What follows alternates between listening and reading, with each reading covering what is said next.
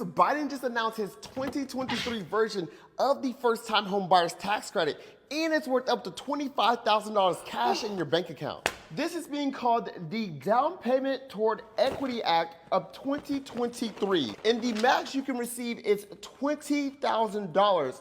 But if you are considered socially and economically disadvantaged, you can receive an additional $5,000.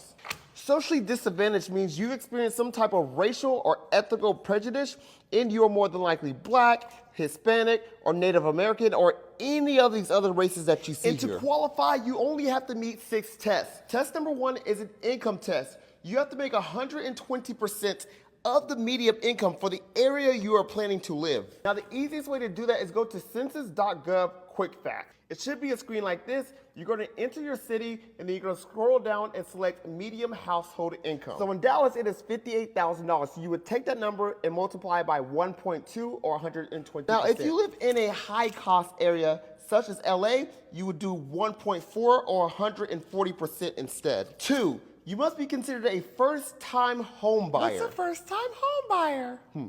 Well, it says here a first-time home buyer is defined under Title 42, Section 12704. Here we go. Title 42, Section 12704, and we're looking at 14. A first-time home buyer is someone who has not owned a home in the prior 3 years. Now, I don't know why they couldn't just say that. Right there with you. Have me looking up all this shit and things like that. That is unnecessary. Why couldn't they just say, oh my God, if you haven't owned a home in 3 years, nah, you gotta go to Title 42.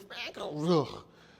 Anyways, 3, you have to be considered a first-generation home buyer. Oh, look, they done defined this one. You lying. A first-generation home buyer is someone's parents who has never owned a home, or their spouse hasn't owned a home in those prior 3 years. But these 2 rules do not apply if you have been ever placed in foster care. Now, there's no proof that you have to submit when claiming this. It's just solely based on what you are claiming. 4, it must be a qualified home, which is a home with 1 to 4 units, and you have to actually live in it. 5, you have to have a qualified mortgage, which is pretty much anything through Fannie Mae, Freddie Mac, FHA, VA, or USDA. And 6, there is a counseling requirement. This means that if you buy a home, you have to see a therapist every 3 days because it's super stressful.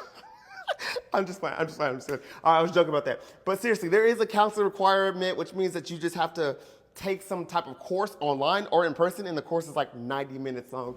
Super straightforward. My name is Duke, and I make taxes very easy to understand. Give me a follow to stay educated.